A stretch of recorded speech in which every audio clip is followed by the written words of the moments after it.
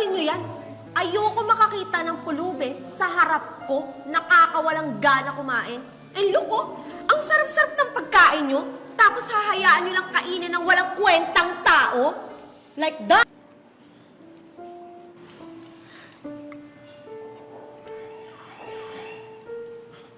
Nakakawalang gana kumain. Baby, look. May pulubi sa harap natin. Ew!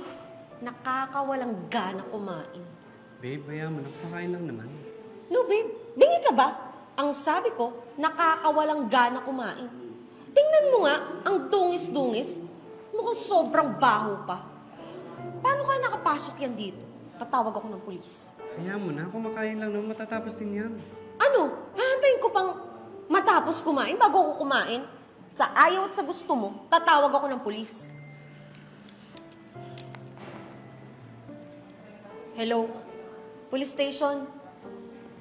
May pulubi po dito sa loob ng restaurant. Nanggugulo po. Dito po sa Nils. Yes, pakipuntahan at pakidampot. Yes, pakibilisan na lang. Waiter!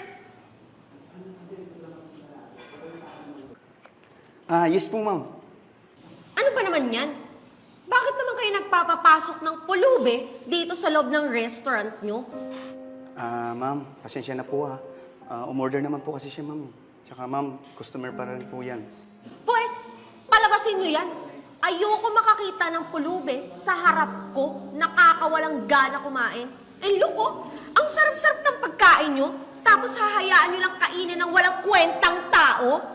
Like that. Sige po, ma'am. Kausapin ko na lang po. Palabasin nyo yan. Tumawag na ako ng pulis. Or else, kung gusto nyo, ipabaksak ko rin tong restaurant ko at ipopost ko kayo sa social media. Kuya, pasensya ka na ha. Okay lang ba sa labas ka na lang kumain kasi ayaw ng ibang customer na kumakain ka dito eh. lang. Pasensya ka na talaga, kuya. Napag-utusan lang, ha?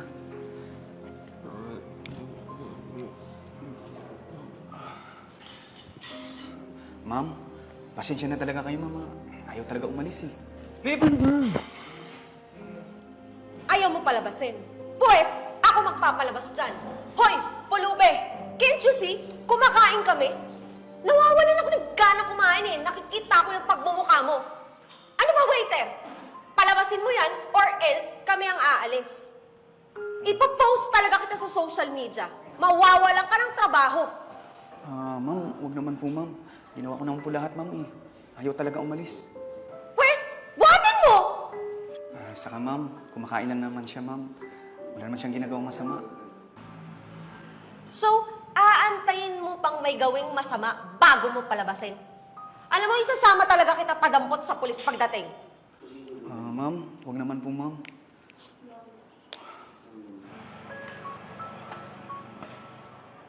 Yes, ma'am. Napakatagal naman ng responde nyo. Ayan yung pulubi, oh. Pakialis nga yan dito. Nagnakaw yan ng pera para lang makakain. Ang ganun po ba, ma'am? Halika, sumama sa presinto. Ka na. Ano ba? Ang hina mo naman pulis ka? Buhatin mo kasi? Ingot nito?